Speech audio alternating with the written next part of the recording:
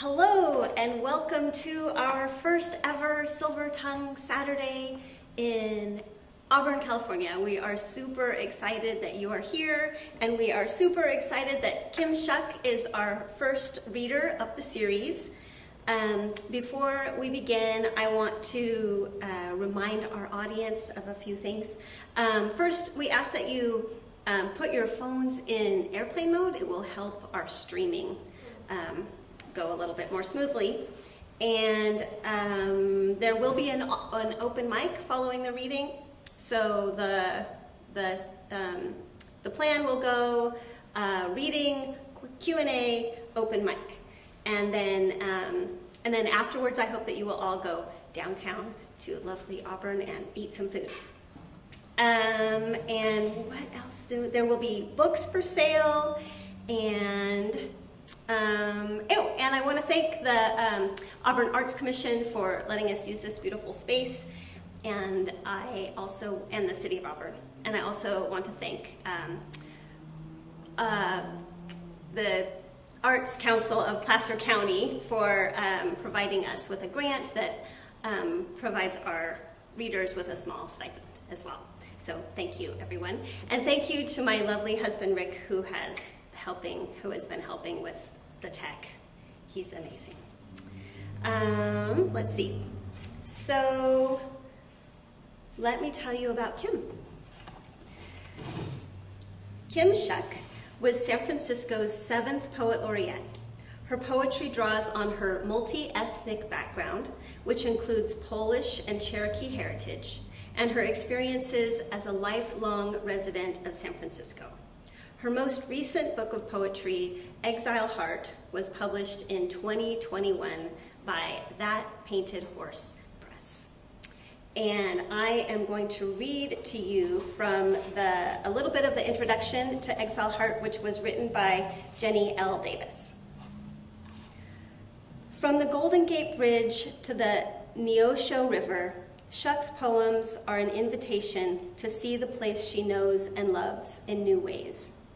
The rhythms of San Francisco and Oklahoma form the call and response of Shuck's poetry, where the spaces imagined as separate and different are, in fact, powerfully connected by rivers, sidewalks, deer trails, and roads. Her poems not only invoke the cadences of Southeastern stomp dances alongside the reverberations of the beat poets in City Lights bookstore. She does it in such a way that we are left to wonder why we ever thought they wouldn't go together in the first place. It is no surprise, then, that Exile Heart is a traveling song for the roads between sites of home that draws on conversations with adolescent foxes, cats, catfish, cottonmouth snakes, crows, flickers, turtles, and locusts along the way. Right. So I'm happy to introduce to you Kim Shuck.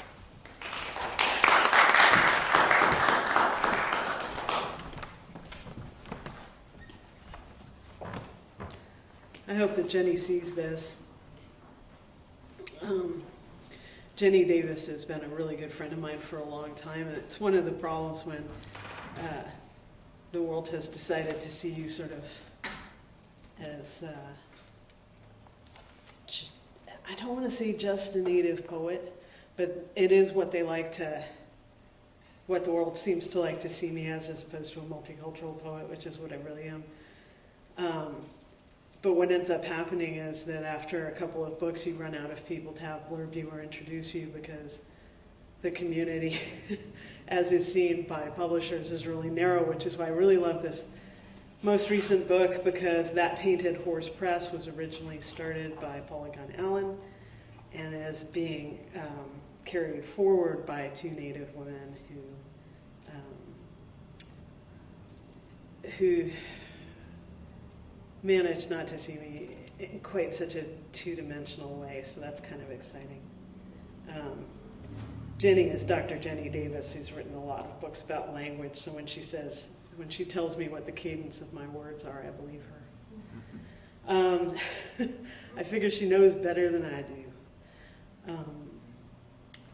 So we've just driven up to Auburn from San Francisco, which is quite a haul, and my brain is not furnishing me at all the number of minutes I'm supposed to be reading. Oh, 20? 20, okay. And there's a big clock right there, so pulling up my socks and getting into it. Coming down into Eureka Valley. This hillside remembers being wild, and the trees still talk about the orchard that replaced purple bunch and rattlesnake grass. The arroyo, the salamanders coil under ceramic pots and sing songs about wet years under the bay laurel, and the yerba buena explain fog and how the hillsides came to be. White roses grew from a rootstock after the grafts failed and the bearded iris bolted. Every 10 years or so, saffron crocus bloom under the marabelle plums.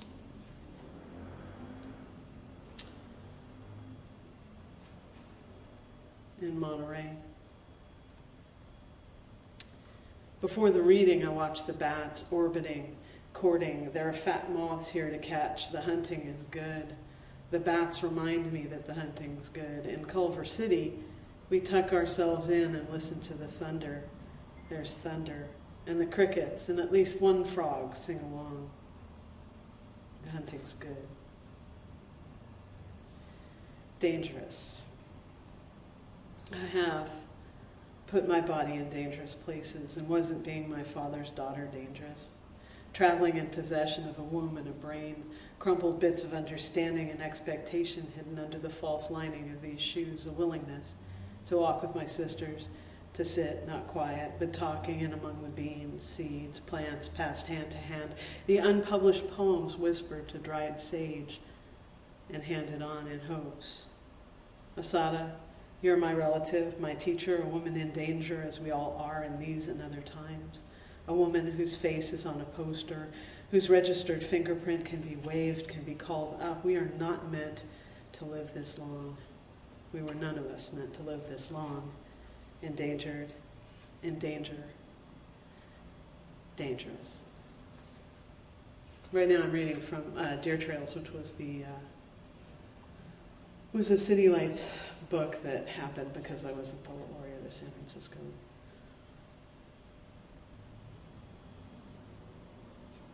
Should we call this rain? Here, just down from the crest of the hill, the water rarely stops me. It rarely changes plans. I want to chase pea-shell boats down the gutters to the drains. There's enough just now to lift the boats. Even as light as they are, it's enough. So, I don't usually publish. I write love poems to my partner all the time, but I don't usually publish them, and I rarely read them out loud. But he was a bit of a pain on the drive up, so. Artichokes and jade bones. We run along the coast, our kid feet still wet with willingness. We run alongside the staccato rails that vanish and appear in tufts of indigenous shrubs and stands of weed eucalyptus. We strawberry and artichoke. We chase flotillas of brown pelican and dance to our own childhoods of beach and driftwood, not replanted here, but of this strange and colonial place. So surface patchwork with the jade bones show the tossed stone chewed to cheese by olive mussels. It's a generous place if sometimes sleepy, and this fog sings some old songs too.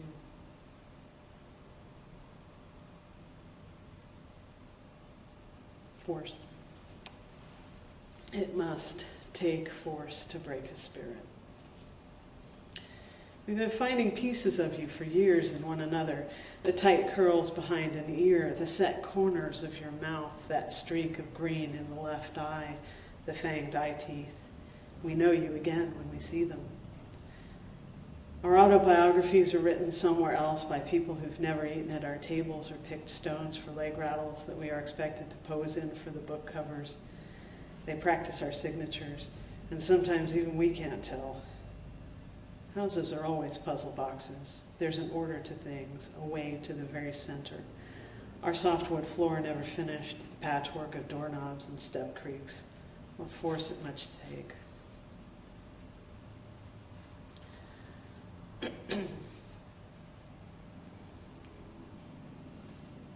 Like grown.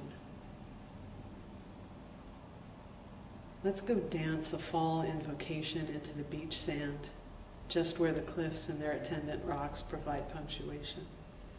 Let's dance until we are dusted like spice drops and salt stings on our skin.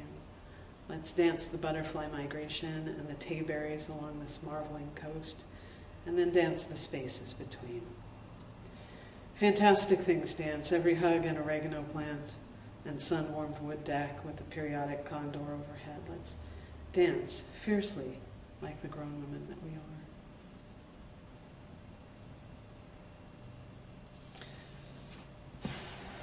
Celebration. Arts of destruction. They built the new temples on the footprints of the old, on the water systems they didn't understand, from the stones of grander buildings until they crumbled themselves or wandered off to pillage something else. In this light, the swings at the playground in the park, the playhouses at the zoo, the old pool by the beach, I can see them all. I can taste waffle dogs, the hot beach sand of the 60s. On days like this, I pull my quilt of sidewalk squares around me. So, when John Trudell passed away, I was asked to come read at an event that was put together by somebody who'd never met him. But it was in the neighborhood I grew up in, and they did put my name on the invite that I was going to be reading. And so what there was about 6 poets who'd never met him. And there was me, and there was a lot of the community there. So it was kind of funny because I read about the middle of the program, and people kept coming up going, well, I never met him, but I really feel connected. And I was like, I knew John because we were in the same community, but I wouldn't say that I knew him real well because we're of a different generation, and sort of culturally, we would have never had any real reason to talk to one another. But, and it was funny because a lot of the people who were there knew what I meant. But it can't be denied that there's some real reason that I ended up writing that comes through John Trudell. So this is one of the poems I wrote for him. It's called Hey John. Look at them play love like a word-find game, play politics, and there along the creek the people are talking story and patterns and rhythms with the water, who is trying her very best to love us. Hey John, it's raining again in San Francisco. The clouds come close, come in, and we're talking about islands in the bay. Online they're selling a treasure map, and the people are whispering love to the small rocks and scattering them on the beach. One morning contains everything, John. One morning of press and fret, song and threat. I can hear you from here. I can hear you from then. If I sit on the porch, you know the way. There's an extra plate. One way and the other. People are here to make sure other people get fed.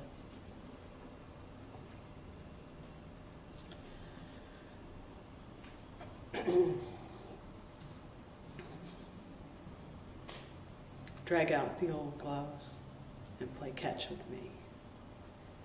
Let's. Mine's a mold of a decades-gone version of this hand.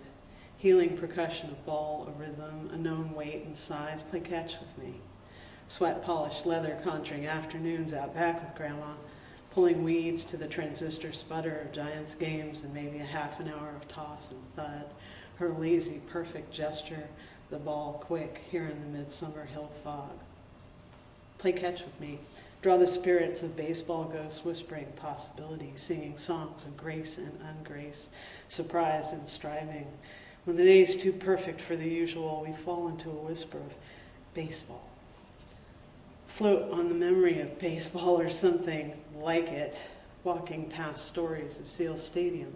The vibrations catch me in their unfaded spectacle as we drive by Kezar or from the airport along the bay's edge where candlestick birds still flock. Love me in this year and season. Play catch with me. It's a really quiet crowd.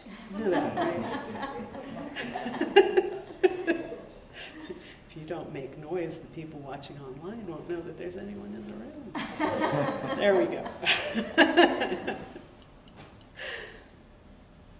For a moment, gray wolves are back in California. what it takes to smuggle gray fur back into this place, to birth these scraps of story here in this far west, this dry west, to birth them damp in the crackling grass on these hills, to sing to the gasping trees with relearning voices and caress with the snarl of new fur, gray fur, and curious, cautious frog chasing. The guardians are back. They're back and gathering.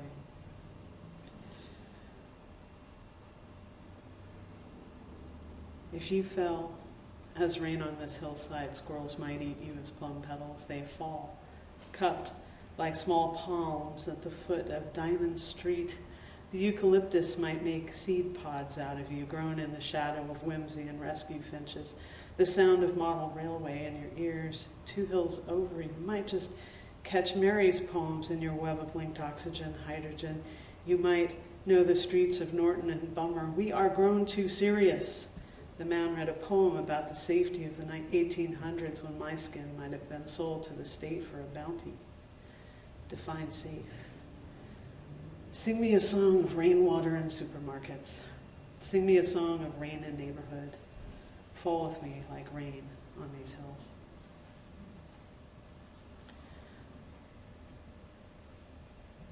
I'm indulging myself because it's been a while since I've read out of this book. And I'm like, oh yeah, I like that poem.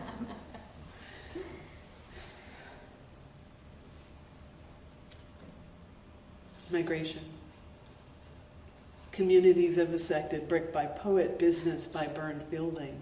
The student's father died in the fire and we're getting into boats or walking north because there is no reason to stay. And what remains are memento mori. I can barely breathe for your death.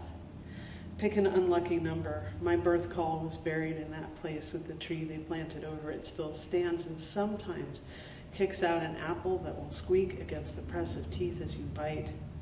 A cousin stayed, an auntie, stubborn as gathering kindling. She ties spell knots near the market because we can't bear the sight. We leave because we won't let it all die out. We stay. The language stretches to gauze it over, pulls and prickles and holds still. A word like understanding always comes first in the old sounds. A word for dumpling. The song my grandma bounced me to, refugees that found a place. The knee bounces, the fuss of the old bakery, the rattle of words we learned first. This is going to be the last one from this book. This town isn't the skyline, it's the roof line. It's the J line out in the flats and a memory of playland. This town isn't the gate, it's the stairs we leapt to avoid a childhood fantasy of rising lava, the pavement under roller skates. This town is ghost orchards, piped creeks, unmarked graves, unremembered villages. This town is things in the beach sand at low tide, Fort Point in a thundering fog. This town is necking in the van behind the conservatory of flowers, the eucalyptus slow dripping on the windscreen, a particular coastal code. This town is people, past and present. It's the people. People. We're the people. So as I was reading that, I remembered that Trisha's the first person who ever nominated me for an award. And that was before I became a Poet Laureate. She published me before that happened. These are things we keep in mind. Good eye, Trish.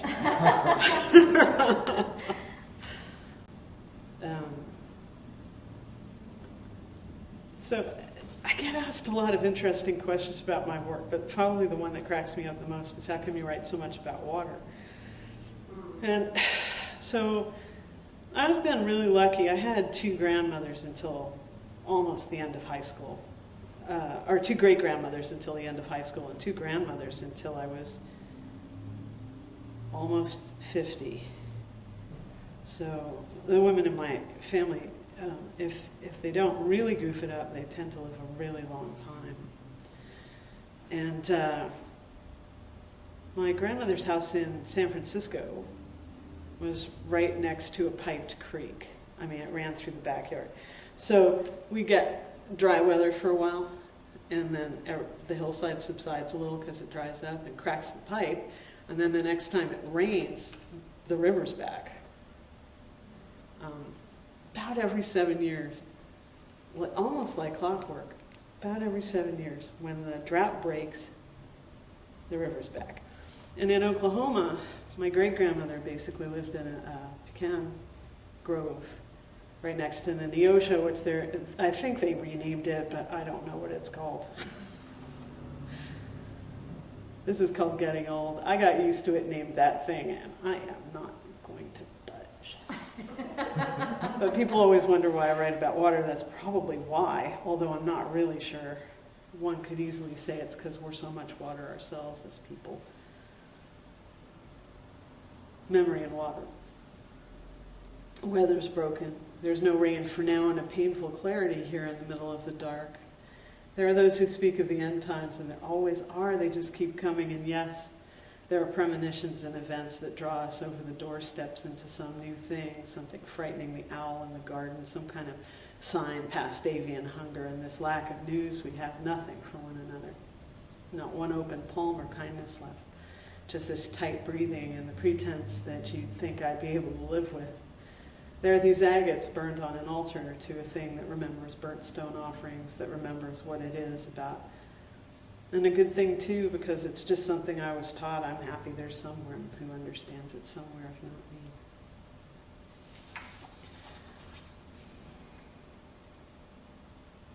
So these were sort of twinned books in a way. One of them was more about San Francisco, and one of them was more about Oklahoma. We wanted catfish and wild garlic.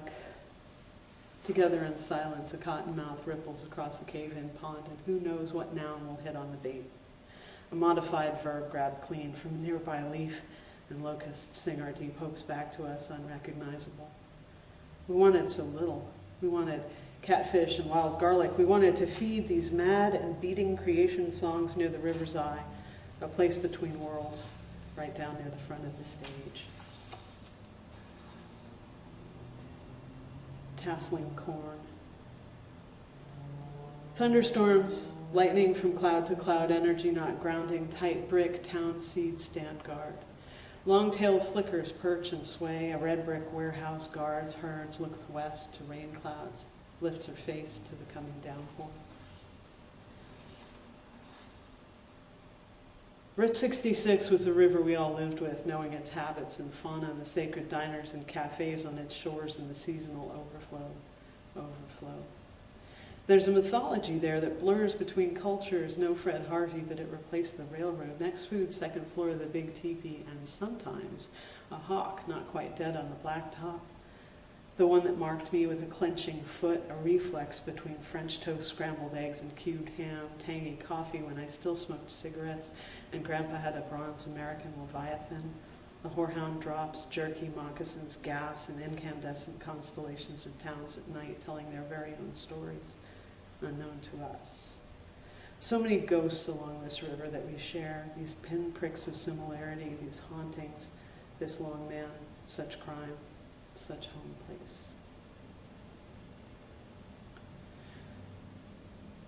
The poetry of absence. Reflake the edge of your elegant knife. I watched her writing blank verse on fogged windows and then pulling the words like fine cordage from that cold, rigid surface. Whatever will she weave? The ravens have come to my windowsill. They tap a code of beaks and wingspan. We chew nuts together and think collectively of rivers.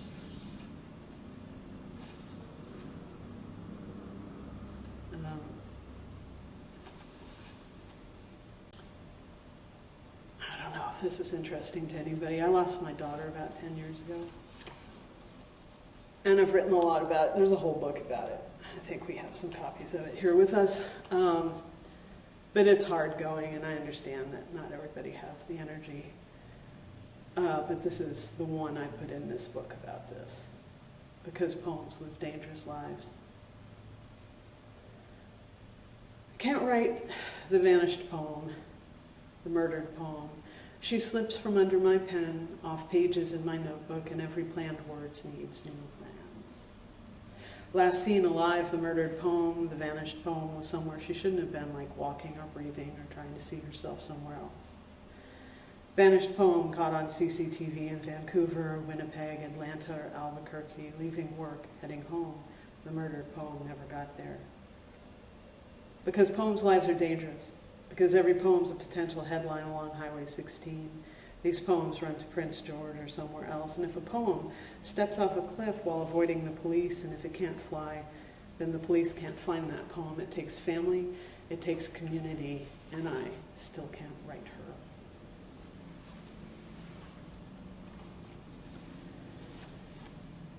Take a dark breath from me. Tell me, how afraid are you of what we've become? Step over your neighbor and quote to me from books we've both read. The rain starts, a series of slow coughs, another dark breath thrown down and become the best possible way of keeping score. Remote ego boost. Forgive yourself for what you like, what you hate. Let's breathe dark together. A permanent scar, late life ache. The rain continues. I'm going to end with this one. I have a really good friend who's an excellent poetry teacher who says two things about writing poetry. One of them is that you should always edit, and I pretty much don't. And the other one is you shouldn't have favorite poems, and I do. But he is a really good teacher. I love you, Paul Gorman Roberts. This is called Bridges and Crossroads. WPA bridge over the Neosho. I stood on it in full flood with my dad, the water just kissing the underside of the boards, the river moans shivering up my legs. It stood until a flood licked out the footings. They replaced it, but when I dreamed the Neosho, the old bridge is there. They took the zinc out until they hit the daylight of 3rd Street. You could see the crack in the pavement. It looked like another pothole, and there was sunlight in the mine. Sunlight just there, with the dull ache of lead and the grim scowl of Jack. Those cottonmouths know some songs too. They know some fish songs. And once crossing Tar Creek Bridge, a grandma snake got hit by a pickup, and in her last breaths we drove up on her there like a burning library, her songs falling away in curls, taken by updrafts like smoke prayers near the water. She looked me in the heart and whispered, just the one secret. Thank you so much.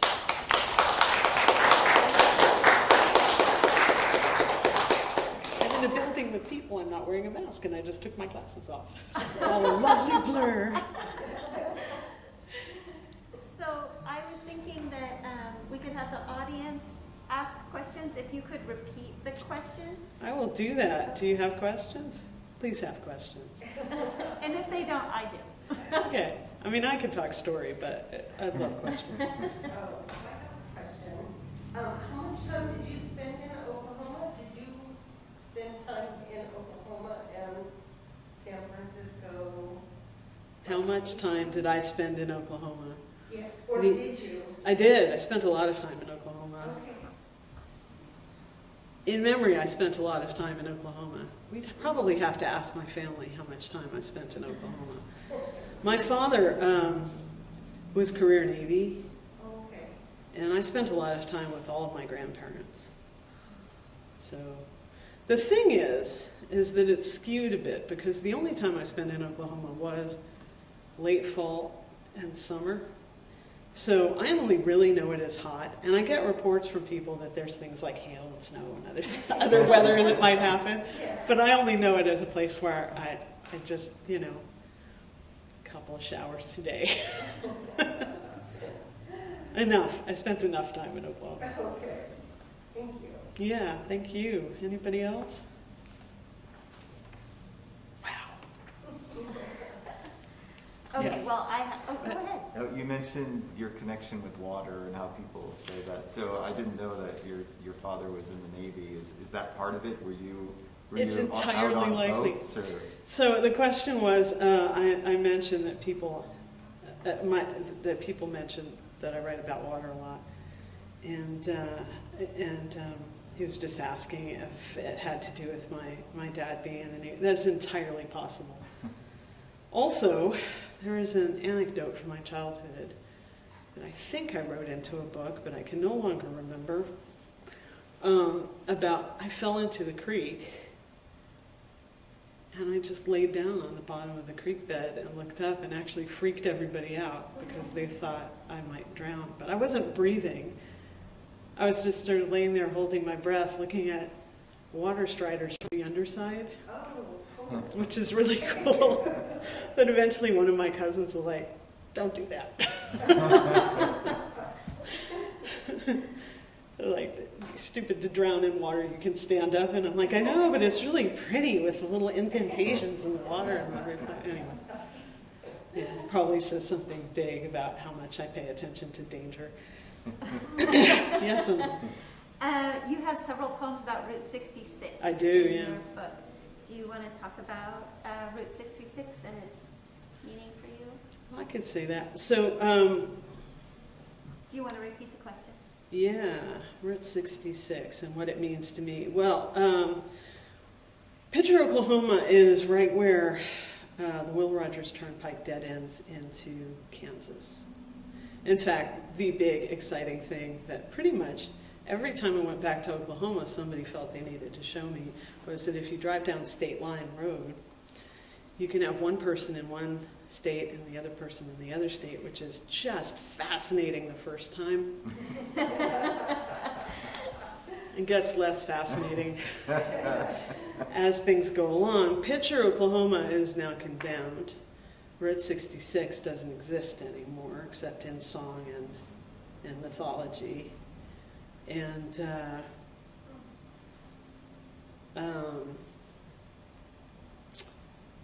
but it existed when I was younger. And we never drove Route 66 to get back to Oklahoma or to get back to San Francisco from Oklahoma.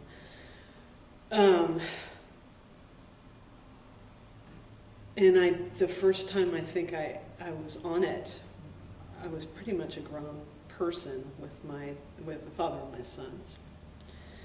And I sort of figured out why my father really didn't want to go through the Arizona, New Mexico, Panhandle, Oklahoma, up through Oklahoma. Part of it, because we used it all the time when we were in Oklahoma. But it is rather kitsch central. And the mythology is thick, and it's mostly nonsense. However, if you stop at regular grocery stores near Laguna and Acoma Pueblo, you can get really good dried meat. That's my big tip. Don't eat at the second floor of the big teepee. That's never any good. What Yes. poems are you working on right now? What poems I'm working on Is now? there anything occupying your Oh yeah, such a good. What poems am I working on now? And I got into some interesting ruck about that. I get into some trouble on Fairly Regular, so you have to understand. I'm about to tell you a thing that's going to sound a little scary. It's not scary because I'm still working on living through a death threat that I got about 3 years ago. Now it was the Klan. It's my opinion that upsetting the Klan may actually be part of my job. And if I could figure out how to put it in my resume, like where does it go? Pissed off, Klan. Death threat from someone, member of the Klan. I just can't figure out. Maybe recommendation. It's not like they give mixed race Indian girls literary awards, that organization, you know what I mean? So I kind of take it as probably a good sign. Anyway, but I've been writing a lot about some of the political things that are going on, so I've been writing about my opinions about laws that attach themselves to trans people and women's health and privacy. And it really got up somebody's nose in San Francisco. You'd think it wouldn't, but it did. And I got this note, "Are we paying you to write that filth?" And I was like, really? Am I writing filth? It made me think about the first Poet Laureate of San Francisco, Lawrence Ferlinghetti, going to jail for, I guess it was obscenity, was what they were calling it, but filth is what they meant, right? For publishing Howl. And I thought, ooh, I may actually have figured something out. But anyway, being a contrarian, what I did with that was I made a post on Facebook pointing it out and answering the question very publicly, because I feel like that person really needs to know not only am I not intimidated, but I'm happy to have this conversation out in the air where everyone can see it. Because the sun will clean things off, you know? So it was really funny because suddenly all of these people who rarely comment on my stuff are like, all right, who are we mad at? I'm like, no, I'm not going to go there. But, you know, if the person wants to have the argument here, I'm happy to have it here. Don't send me notes in the dark. Anyway, so I'm writing filth these days.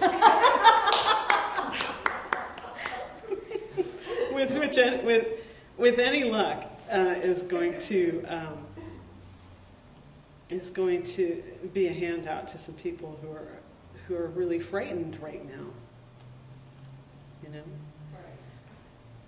I think it comes down. Maybe what I'm writing about is social justice and bullying, and I think what we know. I mean, the folks who are doing all of this seem really fascinated by bathrooms, so let's take it there for a second. I think what every person who ever went to high school anywhere knows is that no child of any gender whatsoever is at all safe in a bathroom if you've become the designated bully fodder. So we need to address that too.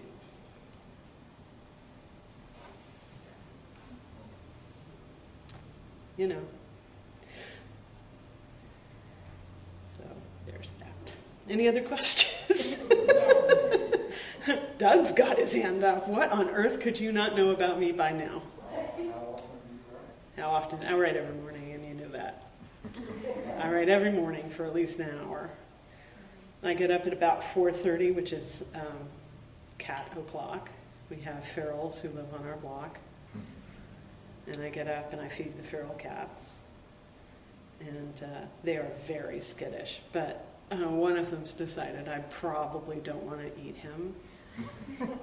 And so he waits for me, and I'll open the door, and he's sort of, I think he hopes that he'll be the first one with access to the cat food. I think that's what And then I go into my room or to our kitchen table, and I sit there and I write. And so I write at least a poem a day, or alternately about 3,000 words, depending on whether I'm writing poetry or essays. So, you knew that. Good question. It's not an accident that I ended up getting a title, I think, is what he's trying to make the point, that I treat this like a job. It is my job. I do 3 to 5 events a week. I do it earnestly, intensely. I continue to do it. That's awesome. So, it's been easier since most of them are in my workroom instead of somewhere else. I have another question. Yes, ma'am? Can you talk about your line breaks? My line break. Yeah. Yeah. I have a couple of answers to that. So, Tricia wants me to talk about my line breaks. This is probably partially because I never went to get an MFA in writing, because I'm told this would be seriously discouraged. I write my lines almost inside out. I wanted no line to start on a small word, like a preposition or a pronoun, an article. I wanted them to start with the important word, on a downbeat, if you will. So I started doing that. And I did it for so long that I now do not recognize when I'm doing it. I kind of thought I'd stop doing it. But in Britain, they kept saying it reminded them of some things that beat poets did, and I was horrified, but which probably comes from dealing with what's left of the beat poets, but on a regular basis. We won't go there. Some of them live here. It's an affectation that okay, so, and then to go back to Jenny Davis, Dr. Jenny Davis, pointed out that if you were translating from Cherokee to English, that's what it would look like. Having said which, a lot of people want to attribute everything I do to being half native and just really don't give much credit to the fact that the other half of the family are from the Ural Mountains in Ukraine and southern Poland, and there's probably a lot of that in there too, but I don't know how to find it. It's a weird thing, because like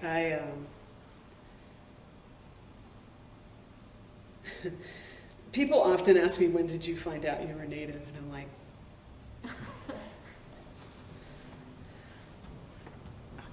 I don't know the first time it was pointed out. Probably the first time somebody... My father's very dark. And there was a lot of... Storekeepers and stuff would ask me when I was a kid if he was really my dad. It probably happened about then when Dad was explaining to me why he and I don't look alike. But I think that's interesting, because a lot of people do find out that they have some kind of genetic connection to an indigenous group later. That wasn't me. I would say that my least cultural competency is from the other side of the family, because I spent so much time with my grandparents back in Oklahoma, my great-grandmother, her sister, you know. And to the point that, like, I'll go back, and we were doing something about genealogy at the museum in Tahlequah, and this very elderly man came up to me and went, "You're Etta Mae Rose granddaughter." I was like, "Great-granddaughter, actually, but yes." He was like, "Yeah, I thought I recognized you." So, I mean, I've been around a lot in that community, and beyond polkas and food and an archaic form of Polish that nobody speaks anymore, I couldn't say I knew much about the other side of the family. So that's probably a pretty complete answer.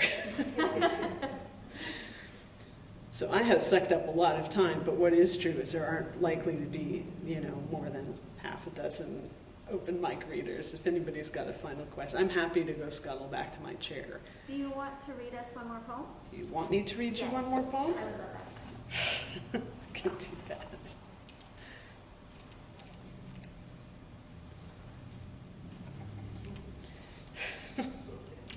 I'm still not good at glasses. One of these days I'll get some practice. All right. Let's see.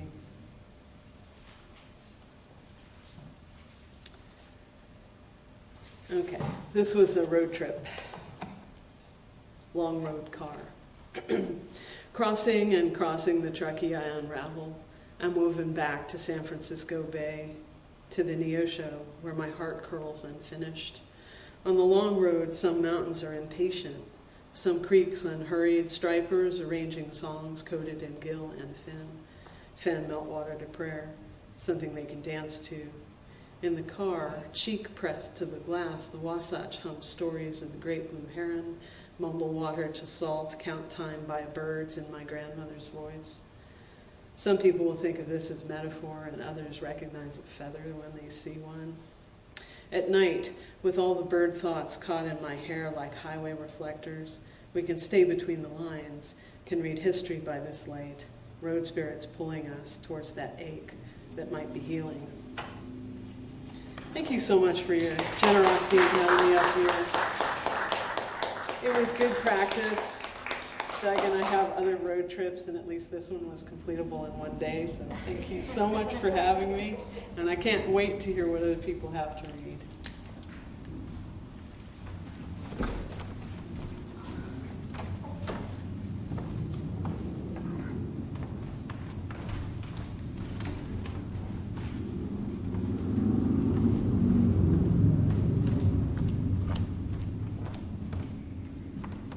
thank you again to Kim. That was wonderful. I loved hearing your work. And I just have to say that I grew up in Auburn and I was writing poetry alone in Auburn. I thought I was the only one in the world who was writing poetry. And it just means so much to me to have you here and reading your poetry in Auburn. It just makes me really, really happy. So thank you.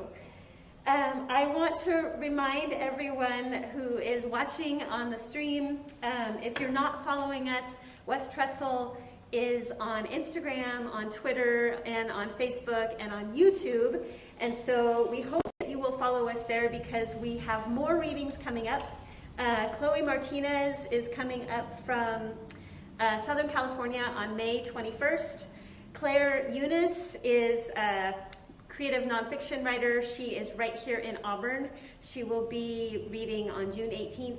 And Shelley Wong, I guess I can take off my mask. Shelley Wong will be here from the Bay Area on July 23rd. So I'm super excited for them to come, and I'm really excited for you to see them. And I think that is all that I have for the live stream, and we're going to move on to our open mic. So thank you very much for watching. And do we have readers for the open mic?